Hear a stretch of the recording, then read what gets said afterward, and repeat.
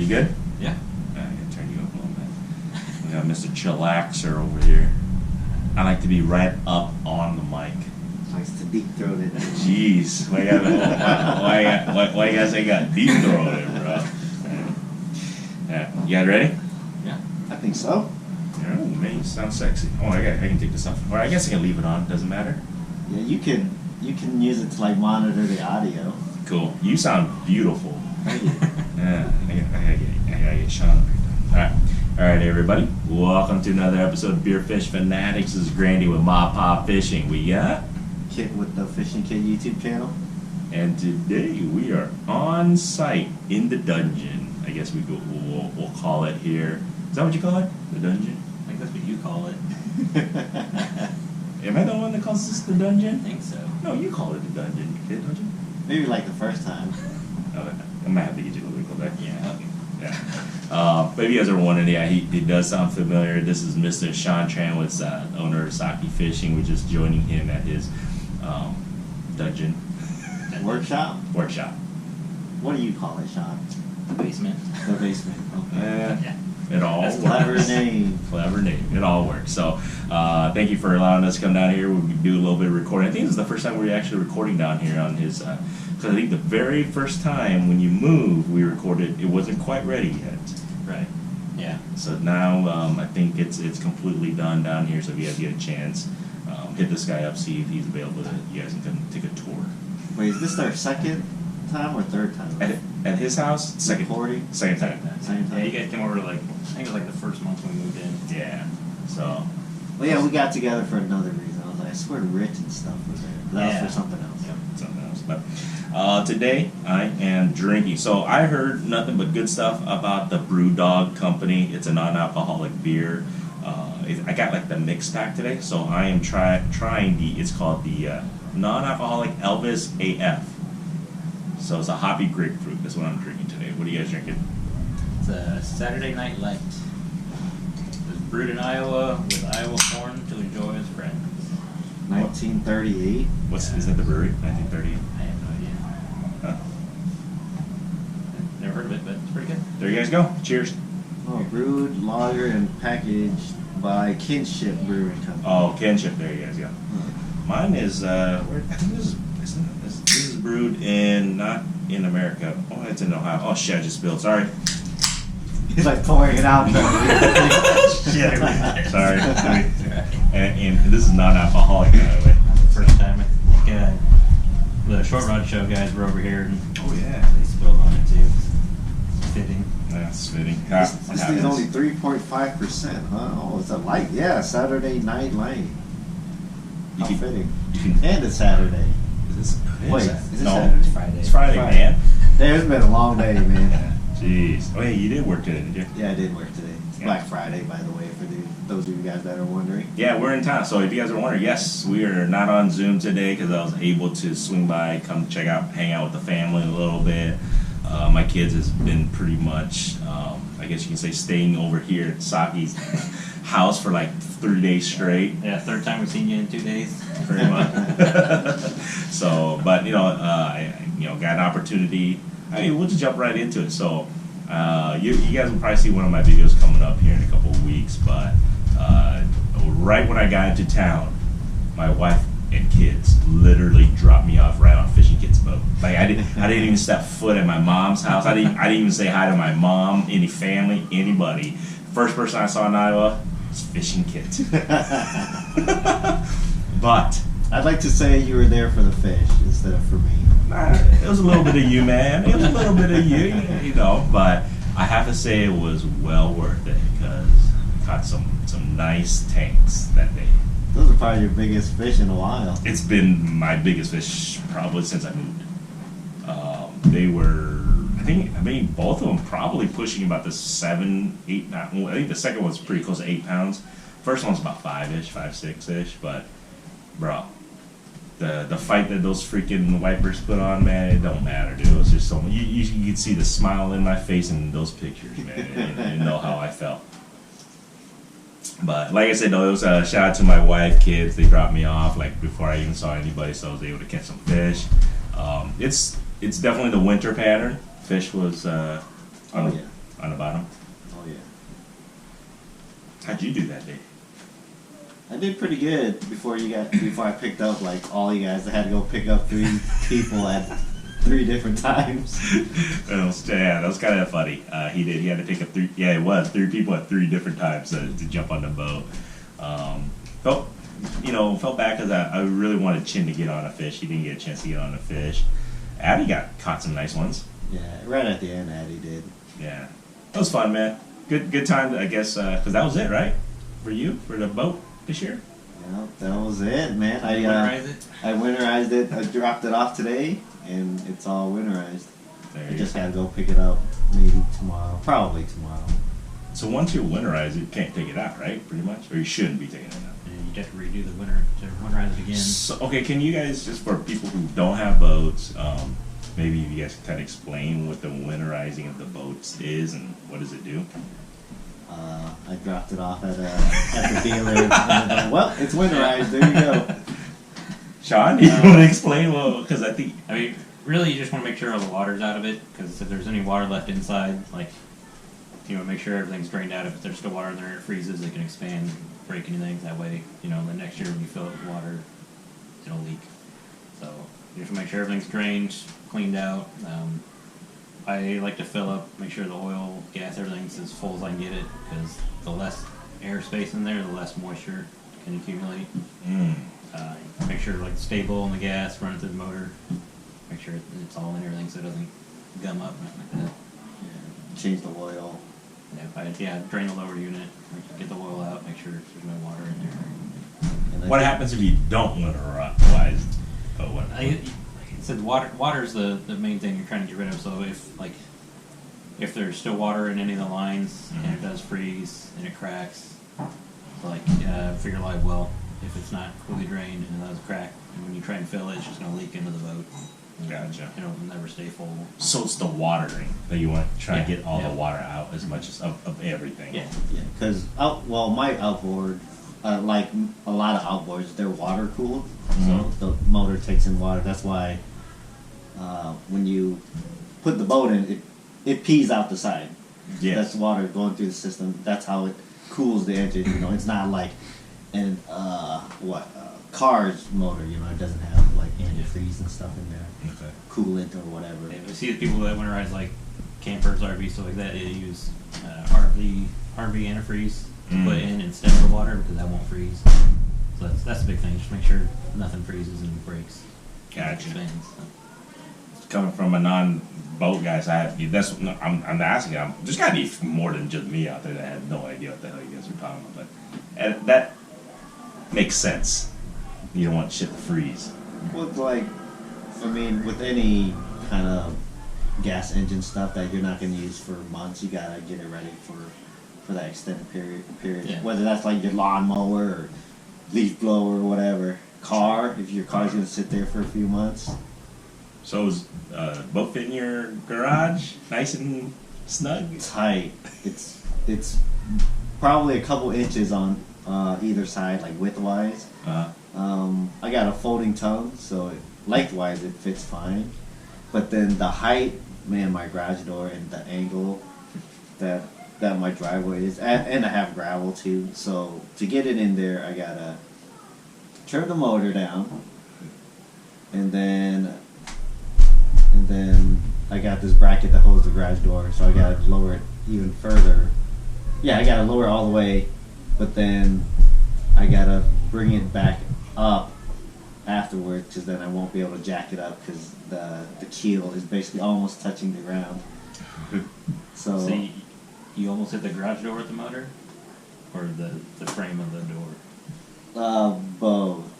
Yeah, it's tight height-wise, and it's tight width-wise. I probably got a couple inches on the sides, and then I got maybe a couple inches depending on how high the motor's trimmed up. So I got to trim it all the way down to get it underneath the door, and then I got to trim it back up once I get it. Does the door not go all the way up? It does, but there's the bracket. It kind of hangs down that holds the door to the part? To the door opener. Yeah, that part. Jeez. So I didn't think it was that tall. at least it fits. Yeah, so I got to trim it up so I'm not dragging on the ground. and then right before I get in the door, I gotta trim it down, because then the angle changes. It's like, man, dude. Then trim it back up when I jack the trailer up. So, I can't even fit one in the garage. So. yeah, I saw that yours was outside.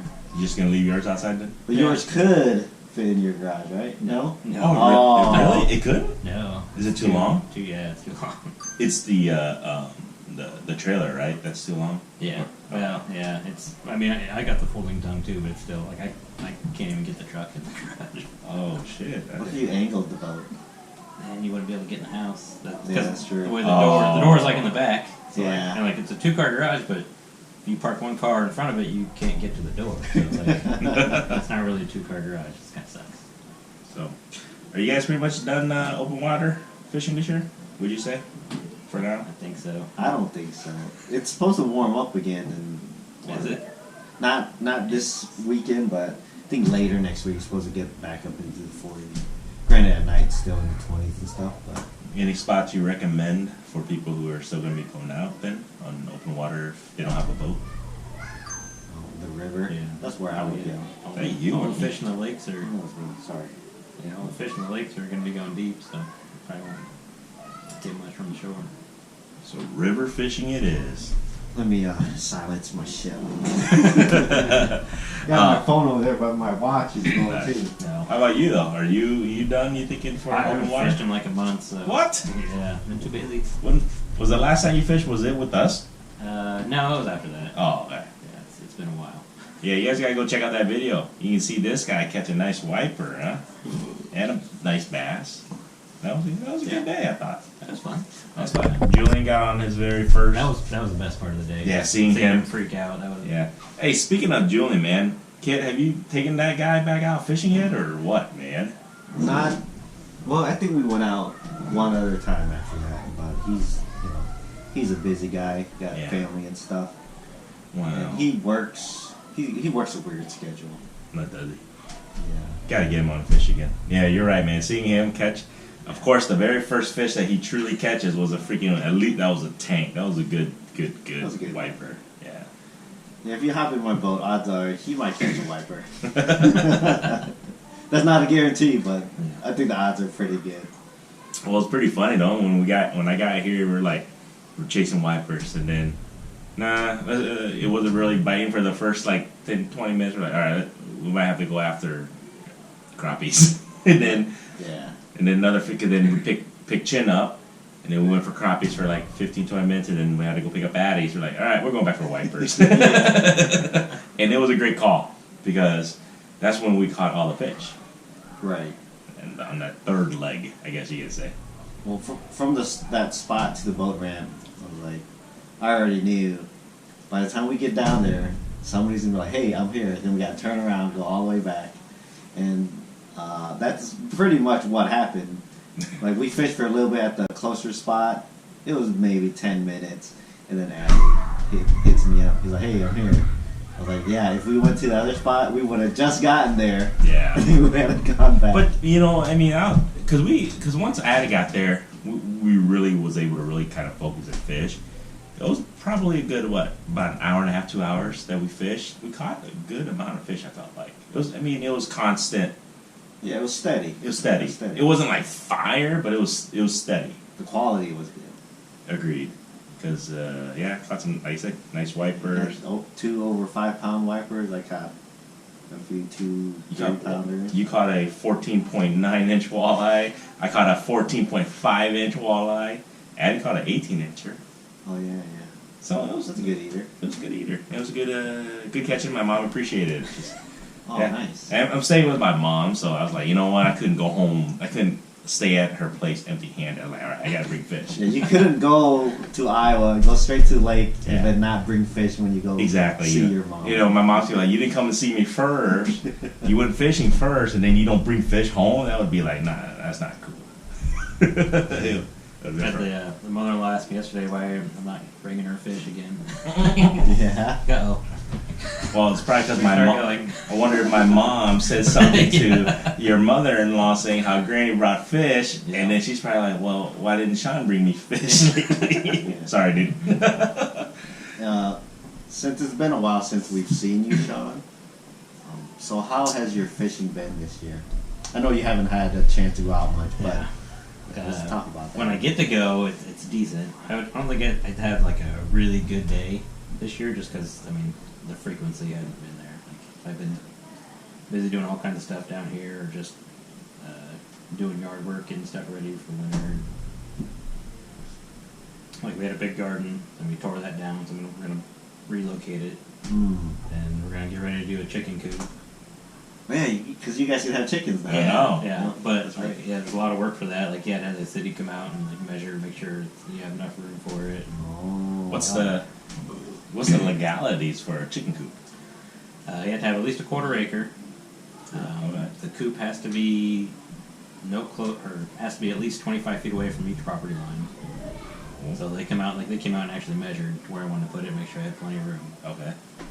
You can only have 6 hens, no roosters. They always be banded. They give you leg bands to put on them. You have to pay for a permit for it. Why do they have to be leg banded? In case they escape. Oh, okay. When you do build the coop, they have to come out and inspect it. It has to be predator proof to make sure like no coyotes, nothing will come and get them. I didn't think. I thought if you wanted to create a coop, you could create a coop. I had no idea. This is the first time they're allowing it. They finally passed it this year. So Just for the city here? Yep.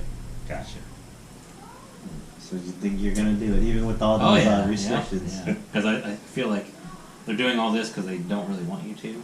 So they're just trying to make it as difficult as possible. Yeah. So it's like, and then whoever does do it, and they have to like see if it actually works the way they think it is, make sure everything is fine with like.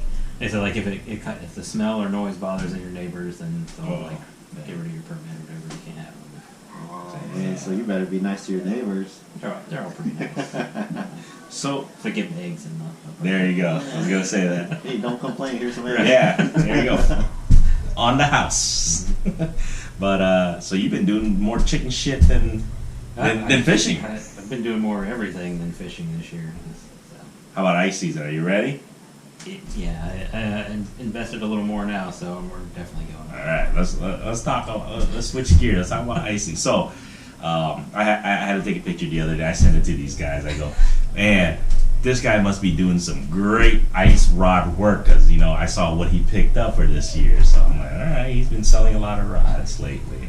But you want to tell him what you picked up for this year? Finally got the live scope. I see you got the 32. Yeah, well, it was on sale, and the 34 was also, but it's $1,000 more, and like everyone I talked to said, there's not that much of a difference, like especially around here.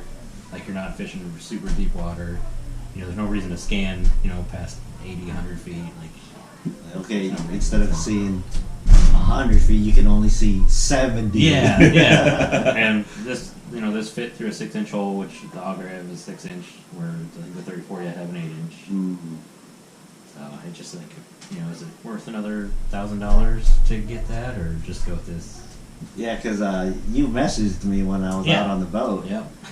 I was like, if you got the money, sure, but there's other things. Yeah, I even told you, like, for our, the type of fishing we do, I don't think the difference is, I don't think it's worth $1,000. And I told Sean, I was like, with that extra $1,000, you get a second head unit for the boat, or you upgrade your open water transducer. Because the GT54, I think that's the one that most people have that comes with the Garmin's, the AquaMap. But there's an upgraded one, the GT56, which I heard is way better. I think that would be more worth the investment.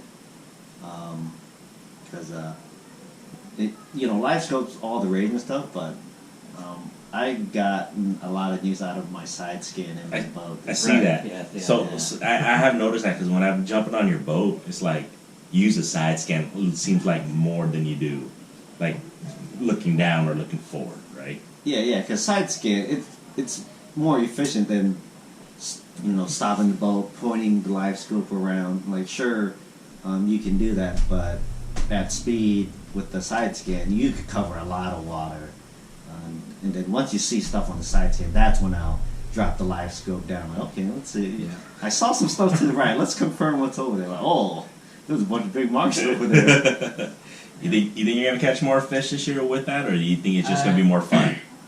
It'll definitely be more fun. I think, especially with the girls. Okay. You know, go out there like they get kind of more like. Cause I'm coming from my Markham, the very first flasher I've ever bought. I was still using it. Yeah. So I mean, it's gonna be more fun for me too. But you know, get the girls out there. They can sit and play with it. If there's fish, you know, it'll be easier.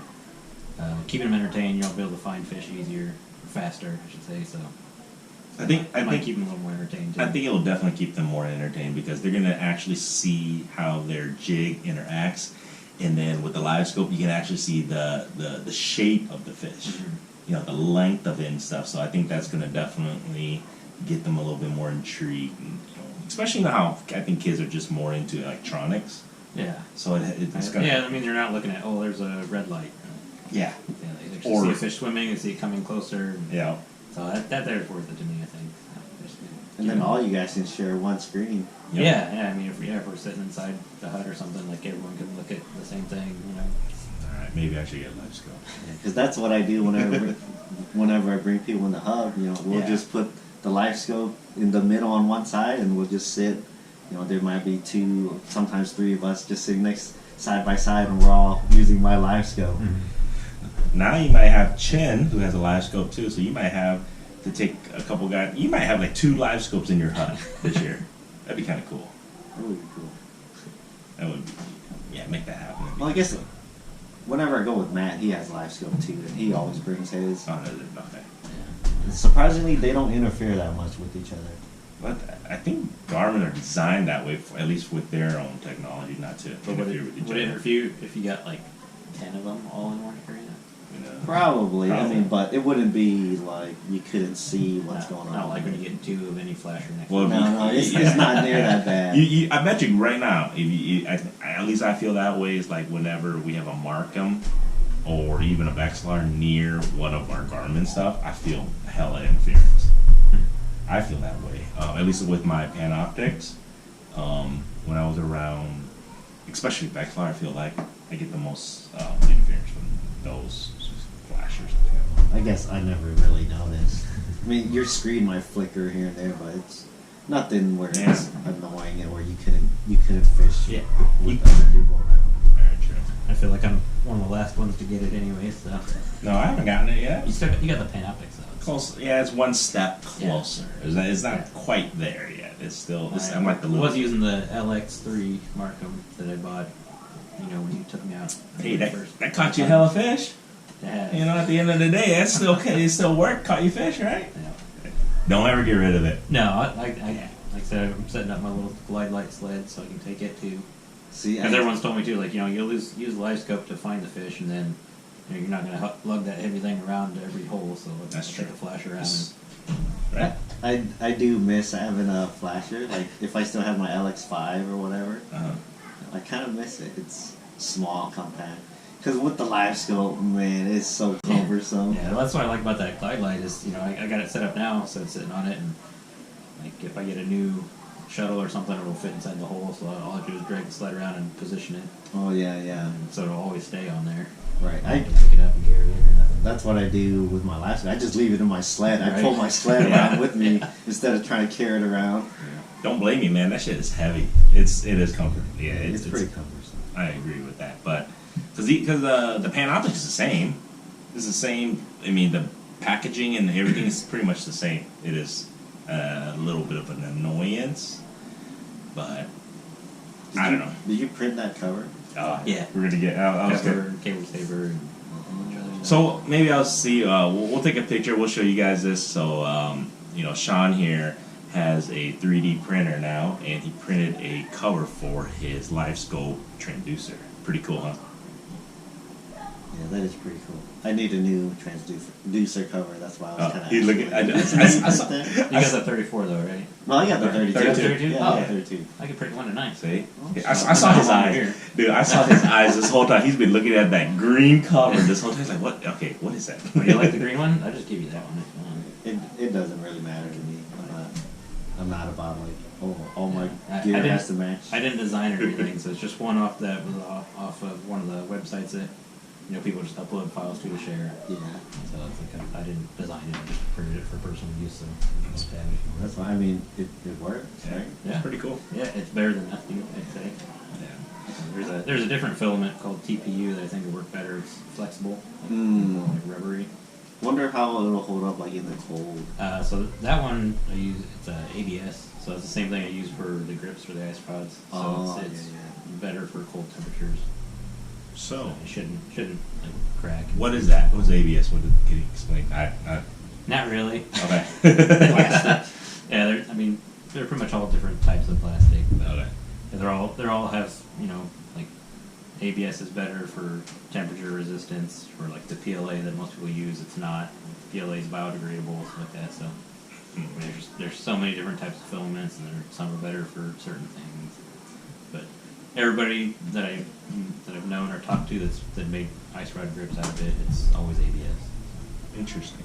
So what's new with Sake this year about your ice rods and that you have coming up for this year, the 2023 season? I'm trying to lean more into, like, especially the grips, like, not using so much of the pre-made stuff. Okay. Like, I don't want to go to, the few main websites and buy all their pre-made grips and just put them on rods. Like, I want to make them myself. So, like, the 3D printer, I can do all kinds of like, multiple color stuff now. Cork, make my own cork, or the foam, I can shape it the way I want it to. So, just more of that stuff, just making it more of my own instead of, I bought The pre-made. Yeah, I bought all the pre-made stuff and put it together like a kid.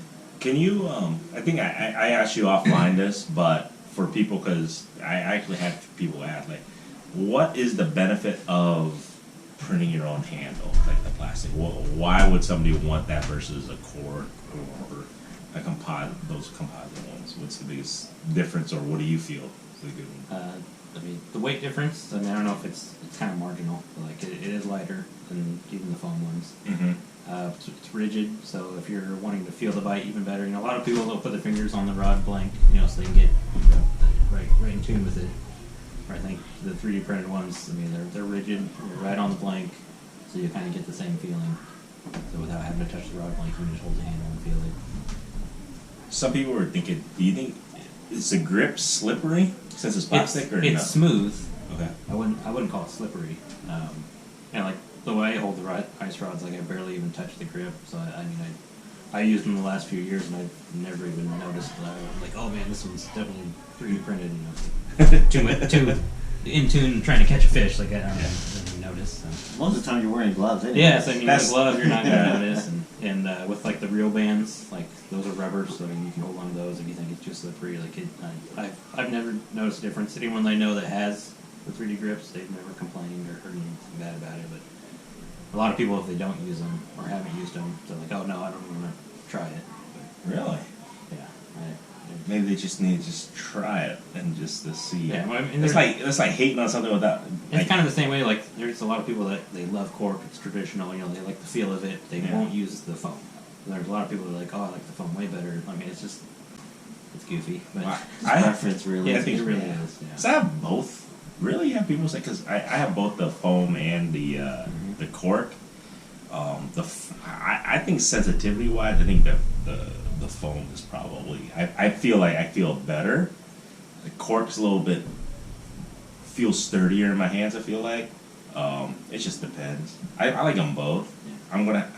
Damn it! I wasn't supposed to buy new shit, and this is what they're talking about. And then I'm like, man, I was holding. Now I was holding the plastic. I'm like, I kind of want to try just to see if it is something an advantage, or does it feel more comfortable, or I don't know. Which one do you prefer out of like foam, cork, I don't and think I have a preference. I make new rods every year for myself, so it's like I've tried all of them, and I don't really notice a difference to me. What's been the type that you've seen more requested? This year, I'd say cork, or the pre-made ones with like the rubber, kind of like the wind grips, but they're like the ones, the knockoff ones, I'd say. I like those wind grips, but the thing is with those, I put those rubber thingies, and it puts an indention in it too. It'll dent cork. Corks too, yeah. That's the only thing if it's in the same spot all the time, to dent it, Yeah. I don't think it's going to bother you because That's true. if you ever take the reel off and see it and you put it back on, the bands are going to be right back in the dent. So. Yeah, I'm not too. I'm not too bougie. That shit don't. I don't really care. I mean, like that. There's a lot of people that won't use the bands, so they want reel seat. They don't like any rods without reel seats. You like Like reel that. seat, right? Yeah, I like the reel seats for convenience. Right. But my other rods, they got no reel seats, and I just leave those reels on there. Yeah, I don't mess true. with taking them off. Very true. Yeah, so it's just preference. Everyone, you know, it seems like everyone has one thing that they just will not use. So, okay. I'm More options I have, the better. Yeah, I'm pretty open to whatever. I don't have like a strict preference. Like, oh, I can only have reel Yeah. seats, or You might need a refill. fork. I think I'm okay. Yeah, good for right now. Man, it's so thirsty over there. There's Hey, I can drink as much as I want, kid. It's not gonna affect me, You kid. drink like 12 of those. Exactly. It's not gonna affect me, man. I'm gonna try the punk AF. This one. It's a hoppy a pale. Hoppy pale. Okay. Hoppy pale. That's what it says. So do you have a preference, Gords? I'd have to say if I'm fishing for crappies or smaller panfish, I'm liking the foam one. If I'm fishing for bigger fish like whitebirds, catfish, heavier fish, I feel more rigid. The cork just feels more sturdy. I can really fight these guys better. So I don't know if I'm right or wrong. That's what I feel like. I think it's just better in a sense for me, fighting the bigger fish with the cork handle, and then the smaller fish I can feel the sensitivity of the uptick bites with the foam handle. Who knows? Now I might have to try the plastics. Who knows? Man, I haven't even thought about that much. Like, I never considered what the handle's made out of for the type of fish I'm targeting. At the end of the day, when the fish hits it hard, I don't think sensitivity doesn't really. I mean, the type of fish I think we go after, you're gonna feel the bite. You know what I'm saying? I think the rod matters more than the Agreed. That's or what the grip. Yeah, I would definitely say. Yeah. Carbon or what's the other one? Fiberglass, right? I like taking one of both. So I use fiberglass for more subtle presentations. I use carbon for like spoons, where I'm not too worried about it. I know they're gonna hit it hard. I bring one of each also. I'd say everyone needs at least two. I know like a lot of people think, oh, you only need one, which you probably do only need one, but You could get away with it. yeah, I don't like retying, so That's- I at least yeah. want two. Jig and a spoon, and then I'm good. I don't usually use much else from that. Yeah, And I don't usually change colors ice fishing. So. Yeah, I was just kind of giving excuses why I have so many damn rods. I was like, yeah, but it's true. Technically, I feel like because I hate retying, especially in the cold. But like I was just saying, I think I only use two types of lures really: a tungsten jig and a spoon most of the time. I've got like 200 with me every time, but I use the same 2 or 3 all the time. Yeah.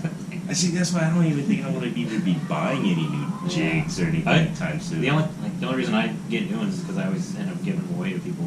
We'll be out there and someone's like, "Oh, I'm not catching them because I'm not using that." Like, okay, here's what I'm using. It's this exact jig. Go ahead and keep it. Whatever. It's funny because on one of my setups, I had this spoon on there. That spoon was on that setup for like 2 whole seasons.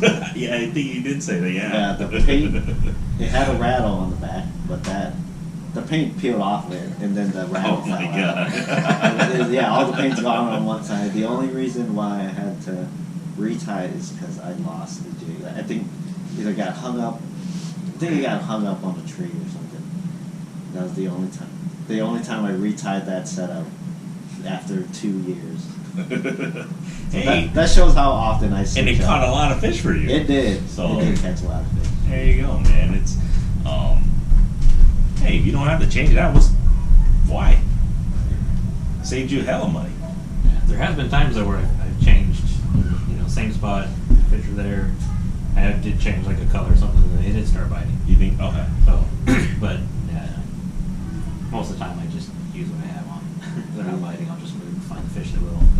Well, like recently, I was having a hot color and I was catching fish on it. And I was on my last one, and then I eventually had to switch because the bait was getting too torn up, and then the fish stopped. The fish didn't want the new color to change to it. Man, dude, like normally I'm not caught up in colors and stuff, but sometimes the color does matter.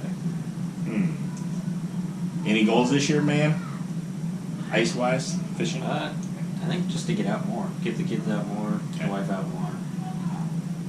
Everyone. My wife really likes to go.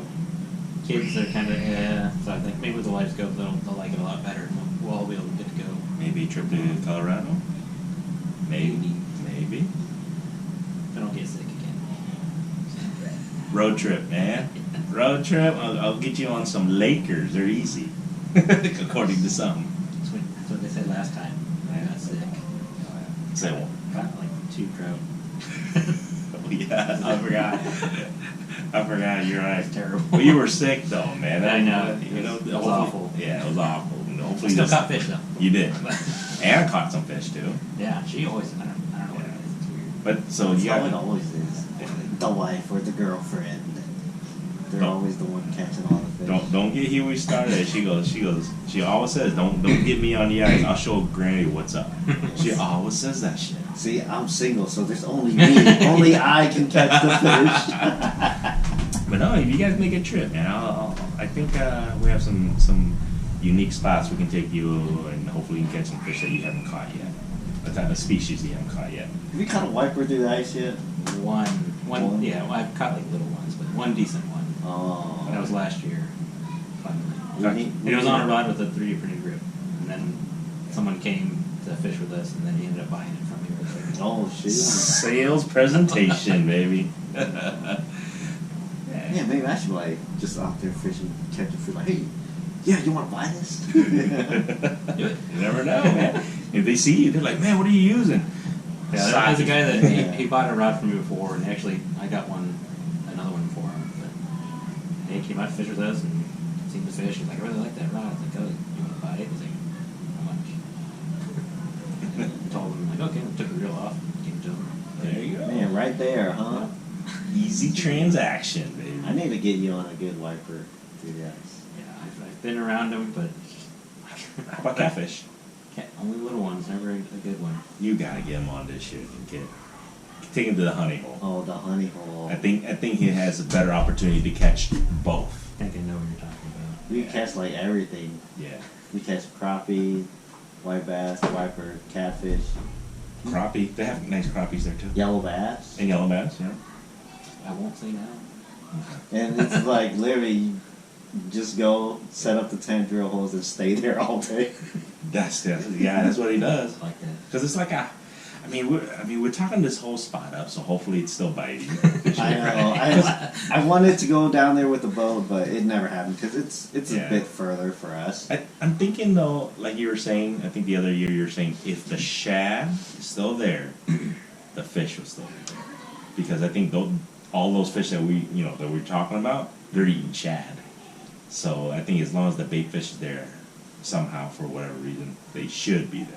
And another reason why I like to just go to that spot and just set up. It's a fishy spot, and you gotta walk far to get to it. So just the piece of structure that's there, what's down there, it generally holds fish. So even if the fish aren't there right away, they'll show up at one point or the other. So, but I don't think we've had a bad day there, really. I mean, we've had days where we only catch 20 fish or something. I'd have to agree with you. I haven't had like a horrible day there. Maybe the size wasn't of what you're looking for, but the action was there. Until I take Sean. You're right. Shots, you were like, look at this I'm pretty bastard. sure you took me to the wrong spot. Wide sack of shit. I didn't get down there with the boat. It didn't work. And they pulled docks. I feel like Earlier. almost a month ago. It's weird. Why? I have no idea. And it's warmer than here. Mm-hmm. Interesting. Who knows? Yeah, I have no idea why. But Okay. Well, I guess the lake was down. I think that was one This of year? the reasons. Okay. Well, hopefully if it freezes this year, I'll try and see if I can make a trip down or over here in February, hopefully. Maybe we can all go together. Check it out. And I got a couple new spots at the local lake here Yeah. too. Yeah. Keep that one under wraps. Oh man, Do you think anybody? my ice fishing videos is Yeah, just that's me true. in a hut. Do you- I don't show anything. Do you think anybody knows about that spot at all? People do. They do. There's a guy that actually follows my Facebook page. So I was gonna fish one of those areas, and he was just there. I didn't know who he was. It was just a boat there. I was like, oh man, this guy there. But we didn't really see him catch anything. And we were fishing down a ways from him, and we were catching stuff. And I made a post on Facebook, and then he was like, "Oh hey, that was me." And he described his boat. I'm not gonna describe what his boat is on here, but. And then he's like, "Yeah, you guys were sitting in my ice fishing honey hole." I was like, "Oh!" And he posted some pictures. He was catching fish that day. I wasn't sure if he was catching fish because we didn't see him catching anything. And I was like, "Man," but I saw him. He was kind of like just jostling around. Like, man, what's that guy doing? Like, is he even fishing? He's probably keeping you under wraps. Yeah, and he's got a fish. Keeping under wraps, being a little sneaky sneak. That's funny. So people know. I mean, Okay. it's just the access is a little bit hard to get to because Yeah. they're not easy spots to get to. I'm excited to try that spot out too on the ice. It'd be interesting just to see if it holds just as well during the ice as open water. I think those spots, unless you have a machine or you're willing to walk really far, I don't think a lot of people ice fish them. I mean, what would you say from a launch spot? What is it, a good mile? Or not even a mile, maybe 3/4 of a mile, I think. From a boat ramp to where you caught yours. Yes. That's probably almost a mile. Oh, really? You think it's about a mile from where we would normally launch? Yeah, if you launched at a boat ramp, it'd be like a mile. Well, you want to catch fish or not, right? Yeah. I mean, if you go everywhere else and it's not catching, I guess walk the mile with all your gear. That's the only shitty part. I'm kind of excited, man. I wasn't excited about ice fishing, and then I put my boat up for winterization today. Now we're talking about ice fishing. Yeah. Man, I'm kind of excited now. I'm gonna go back home now and get because I told you in our last episode, I was like, man, I'm just not ready. And then I came here. I caught those last 2 wipers that really got me. Okay, I cleaned off the season well. I feel like okay, I caught those last 2 fish that in open water season. I'm ready now. I'm ready to focus on ice fishing. I feel like I've been coming here, touching some new rods from this guy, talking to you guys about ice fishing now. I'm like, okay, I think I'm gonna go home, get my ice stuff ready. And then my brother-in-law's texting me, can't wait to ice fish already. He's beyond ice horny. Who, Dan? Yeah, he's like my birthday. We're going ice fishing. You get back here. We're all going ice fishing. I don't care. December 2nd, everybody. We're going up in the mountains. We're ice fishing. So they're beyond excited. So I gotta get ready when I get back now. So those wipers we were catching at the local lake, I never seen that many big ones. See, that's what I'm asking you. Is it that spot? You feel like that spot maintained the bigger ones? I don't know. I think just the fact that I had a boat, I had more access to them. Yeah.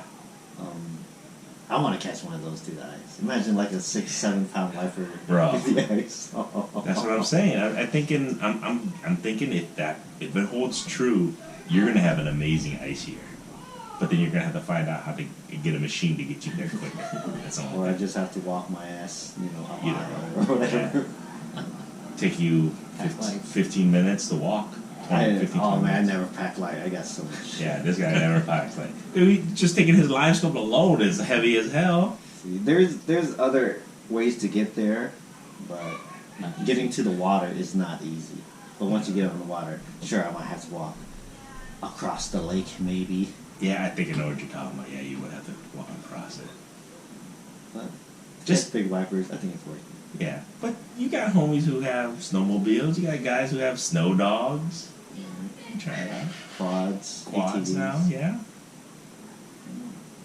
There you So go. I've been looking at ATVs. I do. Here we go, man. Must be nice. Well, I got the boat. Like, man, walking to a fishing spot. Man, I don't know. Like, do I want to go into the ice season walking to my fishing spot? That's funny. I don't know. I gotta think about it. It's probably not gonna happen because the boat's too fresh. It's too fresh. I gotta get caught up. You still gotta pay for it through the winter. Yeah. Those boat payments aren't going away just because I'm not using it. That's true. Oh yeah, that does suck. Huh? The boat payments during the non-usable months. But I took it out a lot. Dude, we were talking. Our buddy Trey was over here, and we were just talking the other day. We're like, I think you've used that boat more than any human being that bought a brand new boat in the span of 3 months. Literally, it was when you got in August. End of August. September, October. 3 months. You probably use that thing more than a normal person who bought a brand new boat in probably 2 or 3 years. I think average I was doing 2 times a week for 3 months. So that's what, 12 weeks, 2 times, 4. So that's, at least 2 times a week. Sometimes I can go 3. That's what I'm saying. Maybe 4 times a week. I think the very first week or 2 you took it off was out every day. That first day I took it out twice. See? We did so bad. It was so hot. It was the hottest day of the year, and it sucked. Like, man, went home. I was like, we had to redeem ourselves on it. I want to go back. Yeah, you did. That was funny. It was worth it though.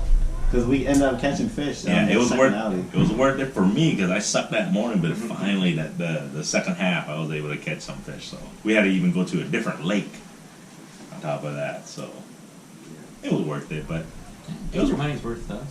Yeah, the boat's been worth it. And I think the boats also kind of help you find possible locations to ice fish. Oh yeah, for sure. You know what I mean? So that because otherwise you would never been able to kind of scout without that boat. Yeah. I mean, I guess you could have used your kayak, but I think having that boat just made it so much easier for you just to zoom here, zoom there, and then just say, hey, there's good structure here, not bad, you know what I'm saying? So you can like, this is a good spot to mark and try for ice fishing. But I also noticed going from like a lake where you can just open it up to a no-wake lake, you're like, man, this kind of sucks. It took forever to go a mile. But, But you were able to open it up quite a bit towards the end, I felt like, in the larger lake. Really. Oh, in the larger lake. The larger lake. Yeah. That was fun. It was funny when I first got the boat, like going wide open throttle, like, oh, this is kind of scary. And I'm like, oh, man, we could go a little faster. Oh, yeah, here we go, man. I still kind of get my butt cheeks a little squeezed, man. I don't know, man. Just the old age, I just get a little nervous going fast nowadays. You should go with like a bigger boat. Like what's the size motor on yours? A 90. 90. Like we went and fished down Missouri. The guy had like a 250 or something. Oh gosh. I think Scott from Drastic Plastic, I think he had I want to say it was a 175, maybe 200 on his bass boat. Yeah. And we hit like 70 on the Mississippi River. That shit was scary. That's scary because in my eyes, because I see those stupid YouTube videos where somebody loses control and then one little jerk of the steering wheel, and that's like my, I guess you could say is like my biggest fear that happens. I'm riding on a boat for some reason, and then just I don't know how fast I'm going. Then all of a sudden, a little jerk action, and then we all go flying. It's just like my biggest fear when it's on a boat. I don't know. When I'm on the big lake, I always wear a life jacket. Yeah, no, for sure. And on our big lakes around, you're supposed to wear the kill switch. Yeah. I don't know if everybody does. I doubt it, man. They should, but I doubt it. I don't on our smaller lakes here, because, there's no way you're not going that fast anyway. But I guess if you fall out and your boat's driving away at 5 miles per hour, it doesn't matter how fast it is. Yeah, that's true. You guys ready to refill? Yeah, I think I'm okay. Yeah, I did finish this. Cool. Alright, take a break. Sure. Alright. Might as well show this off a little bit. Well, you even 3D printed. Oh, this is part of the design. Yeah.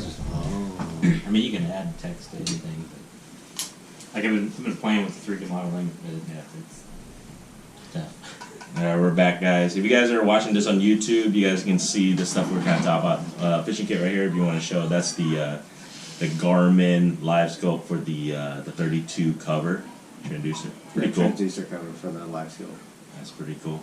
If you guys can see right here, this is a rod with the plastic that you printed out, right? Oh, let me see that. It's pretty cool. 3D handle. Yep, 3D handle, plastic handle. But those rods are going to be available at Johnson Bay Tackle. Yep. So hopefully soon. I've been a little slow this year, but yeah, no worries. But if you guys are wondering, yeah, because Sean here is going to be, I think he's creating some rods to be sold at. Take lay down. yeah. Johnson Bay Like, Tackle oh, don't here. lay down. Here in Johnson, Iowa. If you guys want to go swing by there. By the time this episode comes out, how long do you think it's going to be before you get the rods out to them? I think I have 3 done for them right now, so I'll probably try to get a couple more before I take them up, and then I'll just keep refilling them. Okay. So by the time this episode comes out, Hopefully next weekend. I'll have some. there you guys go. So by the time this episode comes out, go check it out because it possibly could be out there already then. Yeah, and I sell those lower price than I do like straight from me, just because they're pre-made, a little more simple, Cool. and they're ready. Like you don't really get to pick what you want; they're just there, so they'll be a little cheaper. Yeah. So if you guys want to actually just get a chance to just feel what the Saki fishing rods feel like, go there and you guys can go check it out. So. That's pretty cool. So how has business been, man? Have you been busy this year? It's Crazy? steady, yeah. It's been Okay. good. So, just sent just UPS some rods up to Scott today. Oh, nice. So he ordered some for his guys up there. Shout out to Drastic Plastic, Scott.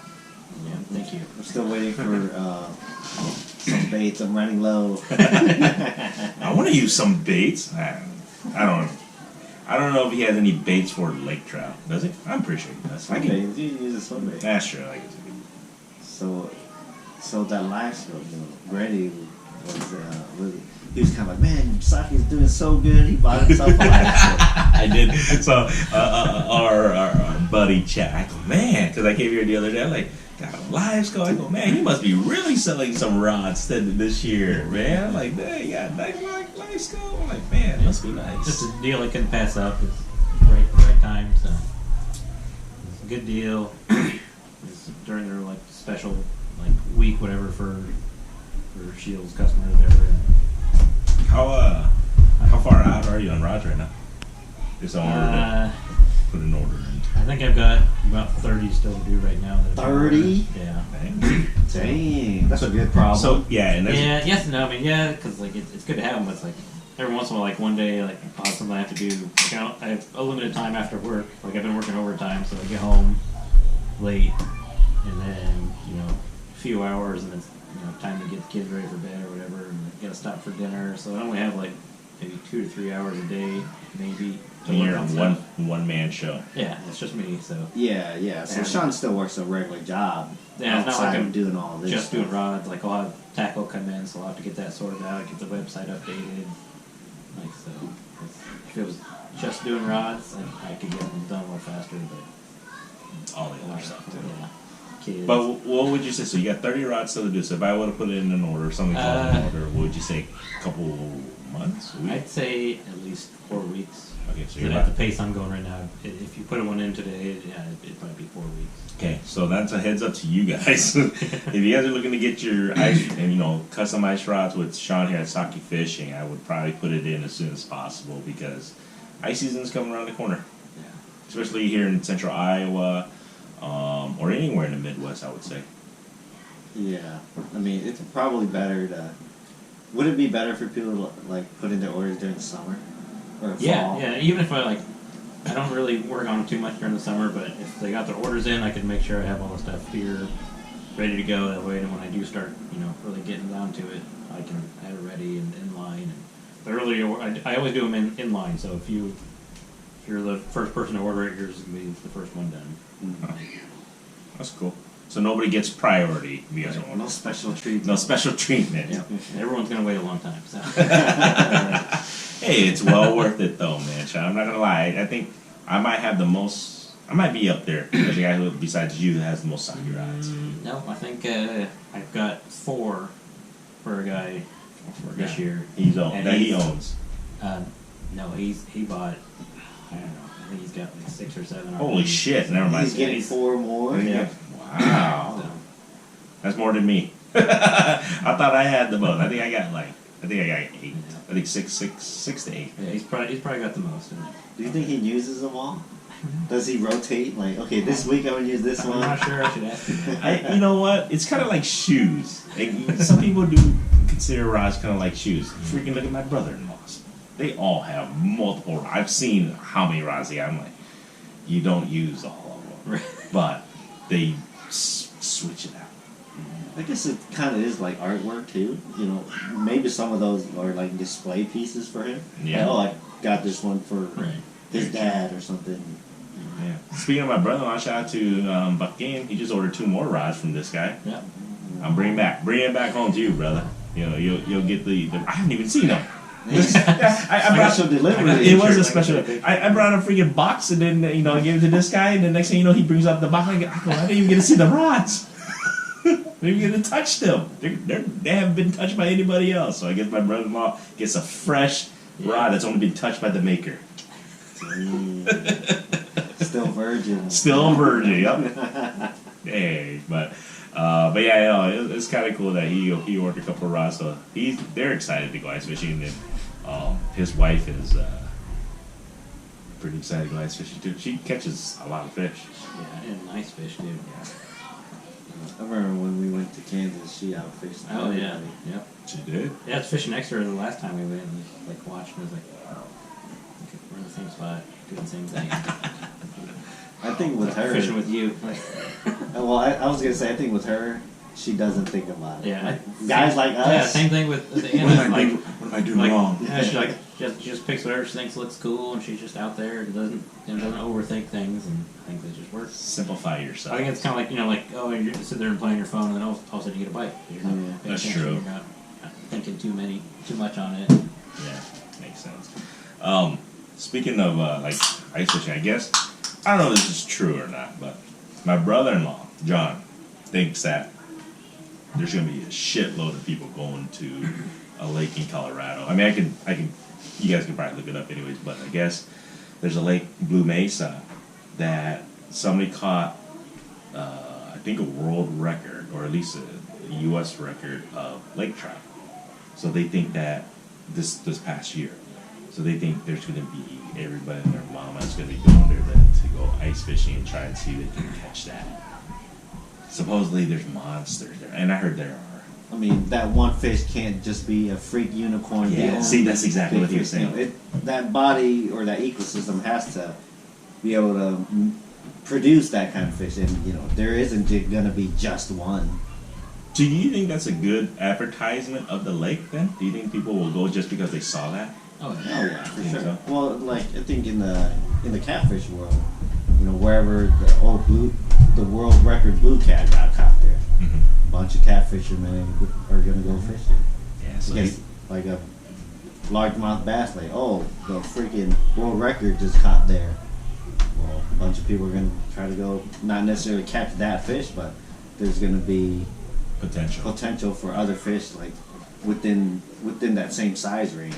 You could say the same thing around here. Like someone on Facebook, like, oh, we caught a bunch of fish here today. Then Instant. the next day, it's overflowing with people. So very true, very true. So he's just like, oh, we gotta go there before all these morons come and fish it because we get a chance to go and catch it. And he's like, wait a second, you are the moron that's gonna be going too because you saw the same. Everyone's situation. thinking the same thing. Exactly. Everyone's gonna be thinking the Yeah. same thing. So I'm just like, but the thing is, it's far from my house because it's in Colorado, but it's like 4.5, 5 hours up in the mountains. But it's beautiful, I heard. So I haven't been there.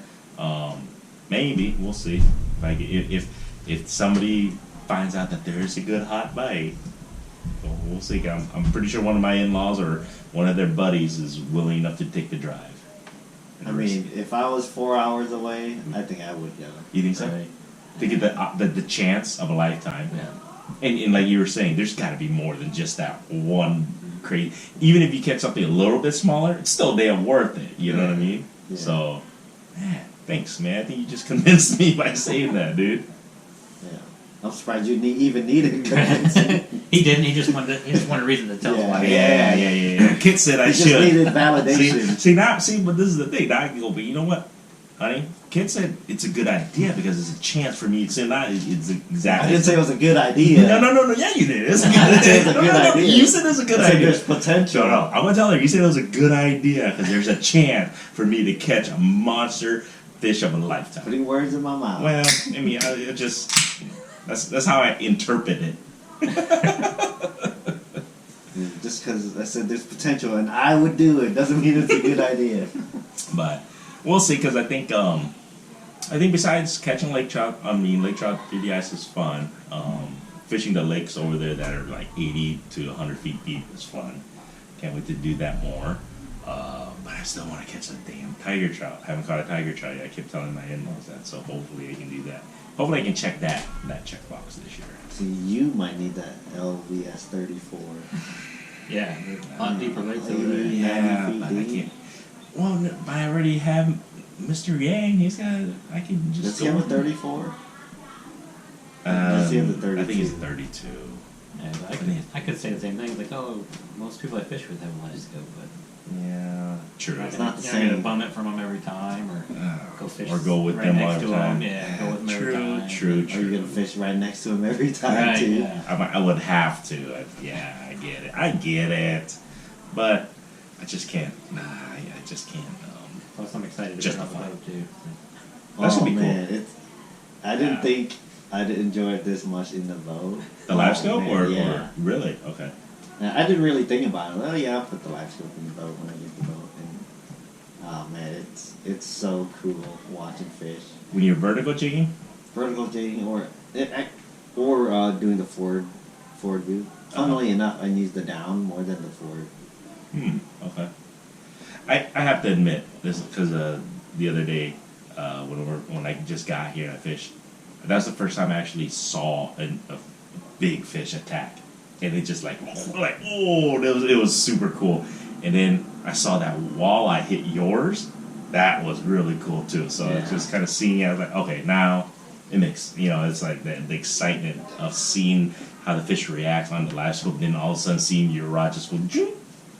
Yeah, for a while it took me a while to get used to using the live scope, like I guess efficiently in the boat. Because before I'd have it, I'd put it down, and it was just there. But now I actually utilize it as a tool more, and I feel like these past few weeks I kind of got it dialed in pretty good. Man, seeing those wipers, it's like, man, it's so cool. I'm not gonna lie, man. I really missed the wipers. When I came back, I was like, this is, you kept hearing me. I kept saying, man, this is it. This is what I freaking missed, man. Because, like I say, man, I love Colorado. The fish there, I haven't caught any fish that made my reel just peel. I've caught some different species, which has been great, been fun. It's just something about that damn wiper. And then, especially you get a good, 5, 6, 7, 8 pounder, all of a sudden just really pull that drag. It's something about that, man. It's just like, just gets you giddy. Yeah, so you gotta go after the pike and those bigger lake trouts out there. I think so. If you're looking for drag peelers, those are the fish. I think it's the pike. I was talking about my brother-in-law, little Dan. He's like, yep, get the hot dogs ready. And they have these things called, he told me, I totally forgot. I guess they're like, this is going to sound morbid, but it's like little salamanders. I don't know if you guys ever heard of these, but they use, I think it's a salamander, it's like a premature salamander or something like that. So it's not like it's like a tadpole, but for salamanders. So they use that for pike. Huh. It's something, you can post the comments, but he told me what it was called, but that's what they Is usually. it an axolotl or whatever? I don't know. He said something, but it's like a premature salamander, and it's alive.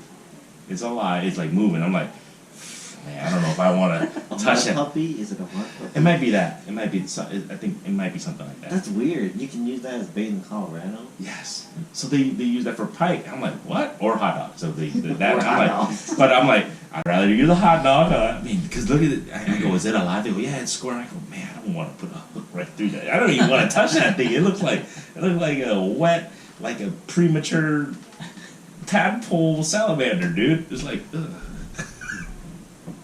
I don't know. Some people get probably like, dude, you're a wuss, Gordon. I'm surprised you can use something like that for bait in Colorado. Yeah, you can for pike.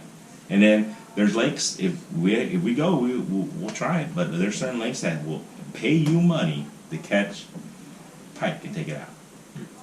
Crazy. Pay you money. I'm like, what? Pay us money? I think certain lake. There's a lake up there. I think they pay like $20. I think I went to that lake. Mm-hmm. Yeah, I went You to did. that lake. You did. Because I remember, them talking about that. They say we catch a pike, take it out. They hate it, and you get $20. I'm like, man, I want to catch a pike. Awesome. Just to get paid, right? Just get you film it like, look at this, I'm making money catching pike. I love pike. It tastes good. You ever clean a pike? Yeah. How is it? I've never cleaned a pike. Is it as bad as people say? If you want to get no bones, yes, it kind of sucks. But I think the easiest way, like, if you just fillet it like normal, you'll get that Y bone in there. But then you just come back in and at an angle once you find it, cut it, Oh, nice. strip it out. Just kind of like a walleye, right? Because they got the pin over there. Not to they're that bigger, degree. yeah, but I mean it's not terrible. It might be easier if the bones are bigger, right? You should be able to. Yeah, I mean, if you want to get there's so many different ways. Like there's one where you like get 5 different cuts of boneless. We have to do it 5 different times. Yeah, you gotta like do the back. And Yeah, then do the very top, and then Yeah. like go in like at an angle. I don't know, it's complicated. Yeah. It's easier just cut the whole side off and then take bones out. Poor man's walleye, right? That's what they say. Pike, yeah. How does it? How do you compare it to walleye? I don't know. I like it better. Really? Yeah. You like pike better? That's probably my favorite fish to eat. I thought it was pretty similar. I think pike get a bad rap. Yeah. I don't know why. I think Why just do because they? it's harder to fillet. I don't know. More work. Just like drum gets a bad rap. Yeah. Dumb are just funny, man. Funny You fish. purple nurple guy. you give it a bad rap. You the one who was all like, ooh, No, look at this I- guy. He got a drum. I'm like, Drums had a bad rap. I did not give them a bad I rap. think it's funny, like the freshwater drum, everyone hates them. Then you go to like Florida or the coast, and Yeah. like the red drums, like Red drum, everyone black drum. loves them. Yeah. It's like they're like everyone's goes just for those. It's like they're kind of the same.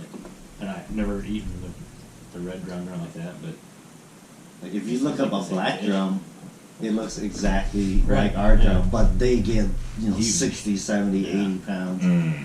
But funnily enough, our state record, freshwater drums like 60. Yeah. Or was it 40? I think it's 40. 40 or 60. That's Still big. big ass drum roll. Holy. It's funny because the most of the drums we see, they're like Mostly because when people catch them, they like throw them on the bank and Yeah. kill them. The biggest drum I've ever seen was from, funny enough, was my brother-in-law's wife, Buckay. It yeah. was down in Kansas. Kansas. It was like Dude. the cooler lid. Yeah, that's how big the drum was. That was good. That was pushing 15. I'd say. Probably. Matt caught a big one here, didn't Yeah, he? Matt caught a big one 14 here, pounds, I know. something like that. I think it was 12. Well, Damn. Still big. But yeah, my sister-in-law caught that thing. It was as big as the cooler. Yeah. I was like, I've never seen a drum that big in my life. I remember seeing Kim. He caught a big one too. I'm like, holy cow! Dude, 40 pounds is the record. No wonder it's the record. Dude. Well, it could be 60. It's Yeah. either 40 or 60. I like catching them. They fight hard. Yeah, man. Me too, man. Obviously. I know you like it. Yes. It's funny. I filleted one last week actually. They're not bad. They fillet weird though. Like Their they- fillets are real They weird. taste better than white bass. You think so? Remember when we did that little taste test? Yeah, Yeah, Mr. Mr. Yang. Yang. Yeah, he cooked one. Everyone liked the Asian carp the best. I think I ate The Asian one. carp was pretty good. Yeah, and then the Asian drum, carp. and then the white bass was last. For some reason, when I ate the drum, it was rubber. It can be. I think Mine's it's just been the cut. Yeah, that's what I'm wondering. It had been the cut because the one that we ate with Mr. Yanko, this ain't rubbery. But then the one I ate at home, I told my wife, oh, I can't do it. It's like, Did you freeze it? I don't know if I froze it or not. But for whatever reason, I couldn't even chew through it. I was like, what the? It was really, really rubbery, dude. Like, really bad. To the point where I was just like, I spit it. And I usually can eat. You can see it. I can eat anything. And I couldn't eat that. It does have a different texture. It has more of a bite to it. Yeah. But like I said, when Mr. Yang did that for us, dude, I was like, give me some more drum. That was really good. So it could have been the cut. I don't know. I don't think I'll have to double check with my wife. I don't know if I froze it or not. Because if I did, then that could have been the reason. See, I've never caught one through the ice. I don't think any of us have. I know it's possible. Yeah. What do you? Because they eat the same stuff, right? Yeah. Everything eats the same Yeah. stuff. Especially during the winter. But Yeah. where are they located? Because I mean, the same spots that we've fished, you would think they'd be the same spots as the other fish in there. But you're right. I've never caught a. I'm surprised we never caught one at the honey hole. That's what I'm Which saying. has many different species that we've caught there. Never caught a drum there. And You know, maybe they go somewhere else to hibernate. maybe they just go like really, really deep. Nah, that could be it. Because we typically don't fish super deep.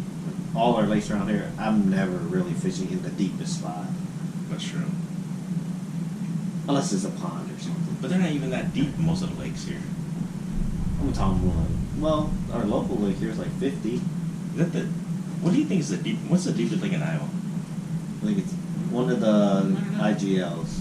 How deep is it? Like 100, Oh. 100 plus. But I think didn't we talk to somebody like, hey, have you ever fished there? And they're like, there's nothing. There's like a dead sea at 100 feet or something like that. I forgot who it was. Because they actually did it before. I think they tried to fish there before. There's no fish there. Well, it's just so much water too. Yeah. So, interesting enough. See, they should stop lake trout in those lakes. Hey, that's something. Oh man, when you get the Iowa DNR one day, that would not be a bad idea. Maybe why not that lake? I think the lake trout could survive through this season. Oh yeah, if it's over 100 feet, right? Yeah. They would just be down there. Oh, just throwing it out there. I wonder if they've tried it in India. I don't know. That'd be a good question to ask Jeff. Yeah, but that would be like you saying, being that deep, it would be a good lake to try it to see if it can sustain. Or maybe there's no oxygen that deep. That's true. But you think about it, even the walleyes can't breed here. They can sustain themselves, Yeah. which is kind of unique. I think our water's too dirty. Yeah. Is that what it is? You think? Is Yeah. it the dirty water so they can't breed? Well, I think the silk covers up the eggs. Basically, the eggs just choke out. I think that's what it comes down to, really. Gotcha. I know they've tried, obviously, for I don't know how many years, but they just can't do it, huh? Well, I think the walleyes try to do it regardless. Yeah. And the DNR has nothing to do with them trying to breed in the rivers and stuff or the lakes. Very true. But like trout in Iowa, that would be interesting. That would be cool. That would be cool.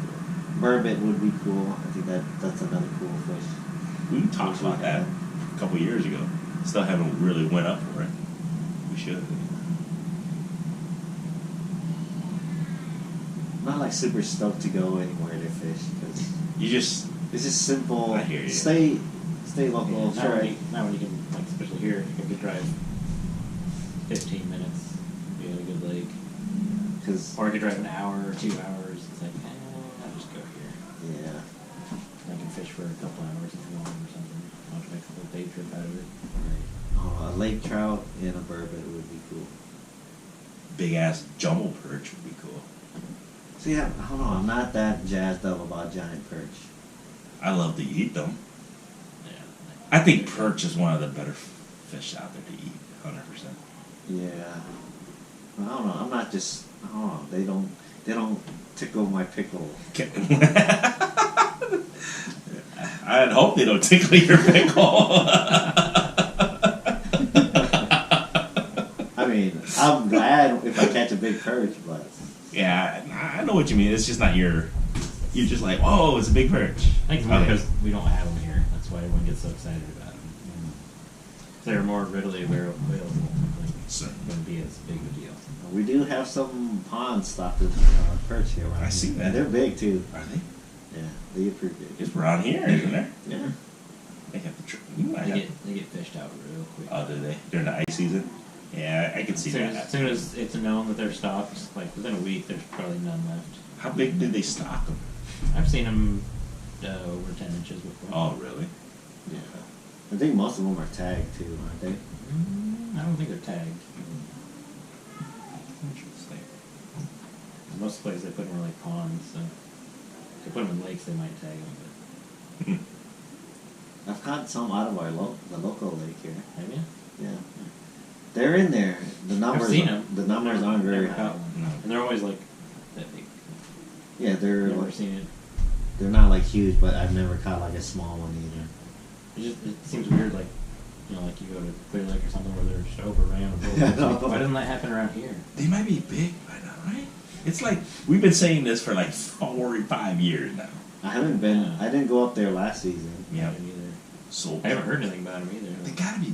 I mean, because we were complaining about this about 4 years ago about the little perch. So they were what? Let's just say about 6, 7 inches, maybe.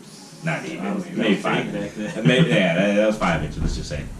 Dude, they gotta be close to the 10, 12 inch mark right now. Those. There's probably a good year class of, 8 to 9 inch fish right now. I would guess. I don't know for sure. So if you're looking for a perch, I guess go up north. Maybe. If you want to catch, 1,000, 100, 1,000. Filter through them all. 1,008 inch maybe. But they gotta get big. Like I said though, they gotta be bigger by now though, I would think. I hope. Or eaten. Unless they've been eaten by all the walleyes up there. That happens. They're probably the main forage right now. Or since they've Yeah. kind of blown Oh, yeah. out there. Ain't no damn yellow bass, I feel like, up there anymore. They're still in there. Just not as numbers as they used to be. But I think that was the intention though, to Yeah. knock down Yeah. yellow bass. And all that stuff worked. Damn yellow guys love yellow bass. 'Cause Unlimited. No Yeah. limit. My brother-in-laws, that's all they talk about. We need to go Iowa. We need to go get some yellow. Gorge, hurry up, you go find those yellow bass. We need to go back and get some yellows. All the time. I did find some yellow bass. A little bit closer. Well, hopefully this year you, if you get a chance, let us know, and then I'll let them know. Kind of in the Adams area. We'll figure it out. Hopefully we can get on some. I haven't caught a yellow bass, like a good bite on yellow bass in like years. Yeah. Years. Well, we used to go up to Clear Lake all the time. That was like the spot. That was, Then yeah. It got hit so hard. Dude, what was it? About 2-year span. I feel like Yeah. it got Oh, yeah. it got hit hard Yeah, from I all remember angles. we went up there like early and like we could barely find a place to park. Yeah, it got hit hard for 2.5 years. I feel like it got hit hard for the yellow bass. That is from all angles. Yeah, probably a good thing just to get them out of Yeah. there, but it sucks when you want to catch them. Yeah, I think the DNR prefers it that way. Yeah. They got did Oh, they, yeah. they still do the yellow bass bonanza up there? I think that's the last time they tried it, they changed it to like panfish something. Yeah. Okay. Yeah, But then I think they got canceled. Is it because there's no more yellow bass, or people are having a hard time catching yellow bass? I think it's Oh. just people were having a hard time in general catching, just like consistently catching fish. Through the ice, that it was a I'm struggle. pretty sure the last time they tried it, they had to cancel the tournament because they didn't get enough people signed up. Gotcha. But they used to get like over 200 Yeah, it'd be teams like- signing up. Yeah. We did it like 4 Oh, years yeah. ago. 4 years ago. And that was like 100 and some teams. I feel. Yep. And that was the year when it was slowly Yeah, that was when it started declining. declining. Yeah, because the year I remember a year or two before that, like they had to stop taking applications or enrollment because they capped it at 250. See, I was just talking earlier how I'd rather just stay local and fish, but back then I'd be going Oh, out to yeah. Clear Lake all the time. Yeah. Yeah, it was fun though, but like, dude, when you get on that yellow bass bite, it was phenomenal, man. They're just so aggressive. Yeah, it was just so fun. Like There's mini no- wipers. yes, mini wipers, Mini nothing wipers. like here, and then it's just an abundance. When you get over top of the school, it's just like non-stop, and that's why it was so much fun. Dude. Yeah, I remember going up there. We'd fish in the shallow. I wouldn't even use electronics. Yeah, yeah. Just stand there, like look down the hole, like, oh, here goes a fish. Like that was so cool. That's a bite I kind of miss. Just fishing in the shallows. It's maybe 2 feet deep. Just look down the hole, see fish swimming by. Yeah. See, we'd catch crappies, bass, walleyes. on like 2-3 feet of water. That was a really unique bite. I think the panfish bites there are still pretty good though. Like the other like crappies and bluegills. Yeah, it's got a good panfish there. Yeah. So I don't know. Maybe, but like you said though, there's a bunch of good local opportunities here for good panfish too. Yeah, now that I kind of gotten some things figured out. Oh, I'm not gonna say I got it all figured out. You have any goals this year for ice fishing, guy? Well, just get out on the water, catch fish. I'm kind of like simple when it comes to goals. If I get out there and catch fish, like go out there catch wipers. Yeah, I'm pretty happy with that. Catch catfish. Well, I mean, I know that's not an interesting answer, but Now when you get to fish 4 times a week. I know, must be nice, right? That's what I was saying. Don't have to ask anybody, just go. Just gets to go. Don't even have to have to do anything. Nope, I gotta fish. That's what I gotta do today. hey, other than life school, like gear-wise, are you looking forward to anything new? Not really.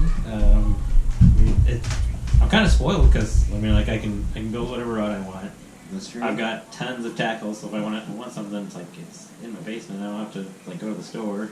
That's true. Gear wise, like I use all the orphan stuff, so I get the new stuff I want every year. I mean, I think I'm pretty spoiled, so I don't have to look for deals other than like for the life scope. Your only problem is you only get to go once every 3 weeks. Yeah. Yeah. I mean, once I'm caught up, or if I stop taking orders once ice comes in, and like I said, I think the big thing is just, I mean, since Anna likes to go fishing, like she wants to go every time I go. So then, like if the kids don't want to go, then we have to like, okay, maybe find someone watch them or take them with us. So I think that's the biggest thing is, Yeah. if the kids want to go every time, we go along. Oh, right, man. Get them on. And then when they go, you guys probably aren't out that long either. No. But I mean, like, now that you guys are gone, without the kids going, like that was another good, like, oh, all the kids are going, like, oh, if they want to go play with their cousins, so that's fine. They just go run around the ice and play. And that'll keep entertaining. But if it's just us, they get bored. So. Yeah. That's why you got to make a road trip to Colorado. We can take them all up there together, man. Yeah. You need a surrogate Grandy Manlow fan. Yeah. But, man, I think, at least the lake is closer to you than that this year. Yeah. Oh, yeah. So you can get a chance to get out, hopefully. Yeah, we got to get out on the water. Because, last time we fished, that was like 2 months ago. Yeah. So, like I said, I'll be back here a couple months, and hopefully we can get on the ice. It'll be fun. So you are coming back in a couple months? I think so. I'm going to try and get out. Well, I can't come Christmas. I can't come next month because my in-laws doing some family stuff party there, so I'm going to be staying in town. January, I don't even know if the ice is going to be that great here yet. I don't know. I think January, that's when things It usually is. It's like there's like no ice, and then all of a sudden, boom, it's ready. I'm kind of looking though. There's like not really any big holidays though for me to bring the kids for like a 3-4 day weekend. Yeah. But they do the kids. So the kids get like President's Day, Martin Luther King Day. I think that's in January, February. So February, I think there's a weekend where they get like mid-Feb. They get like 4 days. So I can at least do a trip here. I think that would be President's Day because that's like Valentine's Day around that time. So I think that would be my next opportunity to try and get out here, see if I can ice fish with y'all. We might be pushing it to late nights by then. I hope. Hey, the bike could be crazy. Could be. So hopefully we'll get a little ice. Got any predictions for when we'll be icing? It's been pretty typical lately. It's like very end of December or early January. Seems like that's when it is. I'm icing next weekend. For sure? I'm pretty sure. My brother-in-law said we're going. Yeah. I know. Okay, the lake that's about 30 minutes from my brother-in-law's house. It already had half ice a week ago. Half ice? Yeah, half ice. The lake was half iced already. So I thought you meant like half an inch. No, the lake's half ice, and that was like a week and a half ago. So by now, I'm pretty sure the lake has got to be at least pretty covered or 99% covered. Another week, I'm pretty sure there'll be a good 3-4 inches. 3 inches. So if that lake has it, I'm pretty sure the the other lake that my brother-in-law was talking about, it's colder there. We'll be ready. Typically, they're ice fishing around Thanksgiving, right? It happens, yeah. Yeah. Last year, I was talking to him. He goes, yeah, last year they were icing pre-Thanksgiving, like a week right before Thanksgiving. They're already icing, so it's a little late right now. Yeah, that first year that I went out there, it was Thanksgiving and we were ice fishing. Yeah. So they're a little bit like about a week behind, like a week and a half behind this year than from normal, but it should be ready by the time I go back. It's crazy. You're gonna get like a month ahead start from you guys, yes. Yeah. But it's all right, man. I mean, and the crazy thing is, I think up there they also have like a week or two after you guys too. The lakes, it stays iced a little bit longer up there too. So they're probably like a month after us. Yeah, it could be actually. I'd say in March, that's when things are kind of wrapping up around here. Yeah, usually the very end of this, February. Yeah. Like when we do that spot we get out of the fairgrounds. It's just got over or it's the very end of it. Yep, I would say, yeah. I think you're about right. We'll probably get a little bit extra month of ice fishing.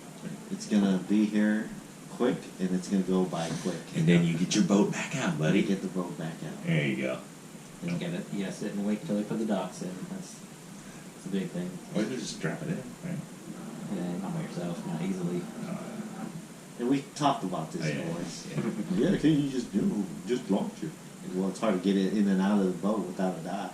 Just have somebody with you. Yeah, if you got two people and basically both know what they're doing, then yeah, two people that know what they're doing. It's not like me and Grandy go. Hey, man. Just me and Sean, sure. All right, see? Us three can go. Bastards, jeez. All right, man. Yeah, anything else for Sean, dude? Before we call it a day. I don't know. Just what do you got going on, Sean? And just throw where people can get a hold of you, I guess. If you want to get a hold of me, either through Facebook has been the easiest, or if you go to my website, kayakfishing.com, it has my phone number, it has my email on there. If you use my phone number, leave a message, because I usually screen my calls, especially now with all the election stuff. There's just so many spam phone calls. So if you call, leave a message, I'll get back to you. There you go, man. Other than that, man, appreciate you guys listening to this far. You got anything else, Kit, this week? I think that's it, man. Sad that I'm putting the boat away. I'll probably be bank fishing until it's ready to get time for the ice. There you guys go. Other than that, man, make sure you guys check out Fishing Kit's YouTube channel. Get his ass up to 4,000 subs. That's the goal. Go check out Ma Pop Fishing. Hopefully, I'm still trying to release a video every week. I didn't get release one today because it's holiday week. Get this guy up to 1,000. That would be nice. Yeah. That would be cool. Where are you at? I'm at 550, 560, right? Halfway there. A little over halfway. Halfway there, man. And that's even for stopping for like months of doing videos. So half a year or something, right? Yeah. So help me get up to 1,000, be cool. If not, all right, go watch me suck at fishing. It's always good. Good entertainment for you guys. Very well. Maybe we won't. You want to feel better about yourself. Yeah. Oh yeah. See, if you want to feel better about yourself, of your fishing skills, go watch Ma Pop Fishing. There you go. Other than that, man, shout out to Sean. Thank you so much for allowing us to come here and talk a little shit, talk a little fishing. Appreciate you guys.